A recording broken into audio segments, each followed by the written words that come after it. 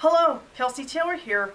Now this is going to be kind of a different ranking video. I've done a ranking video years ago on the Mark Wahlberg Peter Berg collaboration movies, and I haven't done a ranking video since. But I found this to be an interesting one to discuss. I'm going to be ranking some of the streaming services I have used over time, like the subscription ones, the ones that are free and stuff. I can only come up with 17. There's a few that I've used but didn't have enough experience with them. So this is basically my ranking on the streaming services I have used, from the worst to the best one. Now, I know I've done a video years ago talking about my top 5 favorite streaming services, but these are the ones I felt like might give you an idea which ones I have used and everything, which ones that I give you my quick thoughts on how I really feel about them, especially on a technical standard, which means like if they actually really worked on my computer and stuff like that. Like if I my experience with them, the way I watch the movies and stuff like that, and how many ad breaks they have, how long they last, and everything. And yeah, so this basically be an interesting one. And now these are my personal thoughts. You may like some of these streaming services better than I do, and I haven't used every single one of them. So here's the ones that I have used, ranking. So let's begin. At number 17 is, I think, is like the worst one, and makes me glad it's gone. Redbox. I'm sure many of you know what Redbox was. You used to see these at your local gas stations, which I still see some of them. They haven't even updated them for like a good year or so before Redbox went out of business and stuff. But you can't use those anymore, and their streaming service has been shut down since too as well. You can like rent and buy movies, and you can also watch free movies on there as well. But they didn't have much of a good selection. And it was really, the streaming service was really terrible. I used to use the Redbox, like at my local gas station, like on a regular basis for like a good year or so one time, back when it was popular. But their streaming service, I can't say the same. I always had issues with the player. It's always glitching out and stuff. And I don't know. It's like my least used streaming service I used during that time. And I just did not care for it that much. So I'm not surprised it's gone. So yeah, excuse me. Number 16 is Crackle.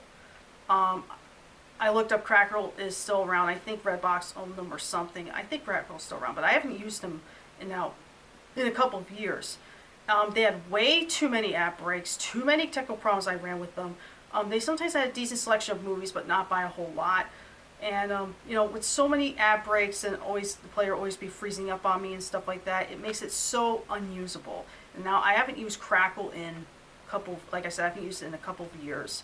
I don't know. Let me know if you guys have used Crackle before as this video streaming service. I plan not to go back to again. Number 15 is Disney Now.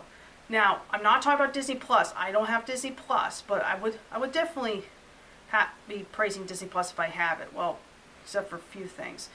Disney Now was a little inconvenient in some ways. Like the player sometimes wouldn't work very well, and sometimes like they usually have a lot of the Disney shows that I didn't watch. They don't have like the old classic like Disney shows like from like Darkwing Duck or the original DuckTales or anything like that. They only have like the new shows that are on now and stuff like that. But I used it like kind of frequently, and they used to have like episodes of The Lion Guard, which sometimes could come and go. That's the thing. And you can't watch Disney Now anymore on the phone. Like they got rid of the app like back in September, I believe. So you can only watch them on a regular computer, I guess. So yeah, Disney Now is my least frequent, one of my least frequent. Like I haven't been back on Disney Now in a while. I always had problems with getting the player to work. It would freeze up and everything. So yeah, that one is at the bottom. Number 14, yeah, number 14 is Fandango at Home, which used to be called Vudu. Now, back when it was called Vudu, it does have the same thing with Redbox, where you could rent or buy movies. They also have free movies on there. And like I think like there's some times where they do have a good selection, sometimes they don't. And I also have issues with the player itself as well, and it does also have some ad breaks. Not as much as Crackle. I think Crackle has the worst long commercial breaks ever. And that one is okay. That one I don't use as much. They have some obscure weird movies, and some ones I'm like, why isn't it on there and stuff like that. But Fandango at home, like it's really good. Like I bought some movies off there. That's convenient, but when it comes to the free stuff, sometimes they have good, sometimes they don't. It's a big spag, I would say. Number 13 is Plex, and that one is both good and bad at the same time. Same thing with Fandango. Like this one, I have major technical issues with. Sometimes, like when I watch a movie, like they have multiple ad breaks too as well. But sometimes, like after an ad plays or the ad freezes up, like it freezes, like it never gets off the screen or anything. Like I'd be watching a movie and then there'll be a commercial break and it would freeze. I had that happen multiple times. Like Plex will be a great. I would use Plex a lot more. I'd be excited to use it more if it doesn't have that problem, but I don't know why. Let me know if any of these things happen to you. Like same thing with Crackle, like you or Plex. You watch a movie and then during ad break and the commercial just freezes for no reason and you can't watch a movie. So like that's the one I don't use as much as I should. Now, number 12 is Pluto TV. I'm sure many of you guys have heard about. It's a really good service. Like they have like live channels you can watch. They got a lot of free movies in different categories and stuff like that. And Pluto TV, like I think I said back, like it used to be great, but lately I've been having for years though, I've been having some technical issues with it, where like their ad breaks like are less frequent now it seems, and I've been having some technical issues, like when a movie starts, the frame would freeze up for a couple seconds. I don't know, it was a minor inconvenience, but Pluto TV I think is a good streaming service if you can look past all the technical problems with that. But Pluto TV, I definitely actually liked it, so it's fine. Number 11 is Roku. The Roku channel, like you can watch for free online. Like I have a Roku account. Actually, I take that back. My mom has a Roku TV, but back at her place. I don't have it here. I wanted to bring it here though, but you know. Roku is pretty decent. They got like a decent selection of movies and stuff like that, but I've been running into some technical issues with it where the player, like, it would stop playing or it would freeze up. I know I've been talking about that a lot, but it's the truth. Yeah, so yeah, Roku is definitely a good one. I would recommend like looking at it and stuff like that. They got some decent free stuff on there and everything. So yeah.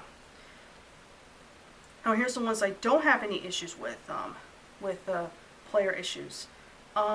Number 10, BritBox, which is a streaming service from the United Kingdom, from the UK, where it streams a lot of British shows. And I haven't been using it that much, but it's a pretty good one for a decent price. I pay like for yearly as well, or for like for monthly is a decent price for that too as well, at least in my opinion.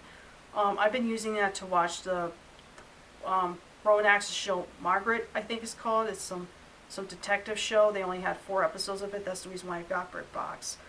But BritBox is a decent one to use. I don't use it a whole lot, so that's why it's at number 10.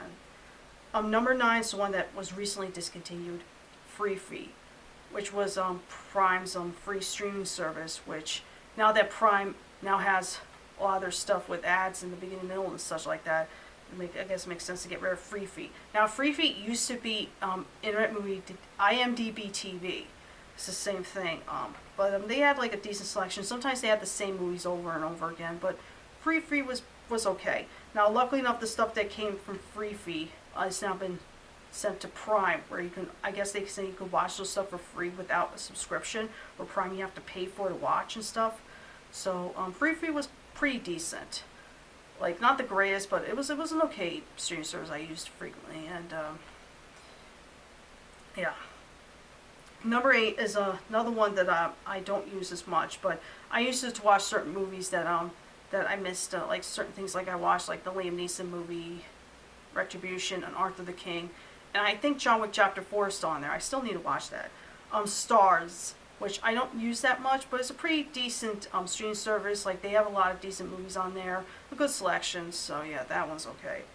Number 7, Prime, which they have like probably now a pretty good, decent selection of movies now, and I occasionally go to certain ones. Like, they don't have a lot of great exclusives. Like the Roadhouse remake was okay. Red One was pretty much a mess and stuff like that, so it's not higher up on the list. But Prime I usually use for a lot of the movies. They have that that I can't get, if something I can't get anywhere else without sitting through a lot of ads, then Prime is the one I usually go to. Number 6 is Max, known as HBO Max. I thought it has a good selection of movies and stuff like that, and their interface is pretty decent too as well. And I don't have that much to say about it. It's just at number 6. Another one I haven't been using as much as I should.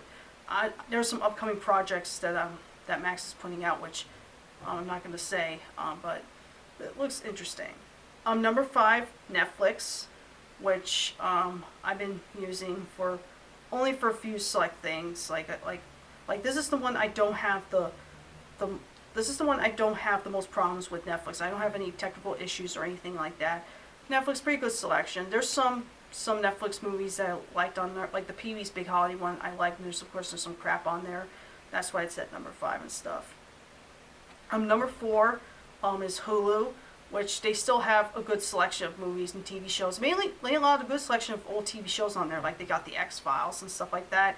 They got episodes of Family Guy, like all the episodes. And they have some interesting exclusive shows on there, like the one show with Steve Martin and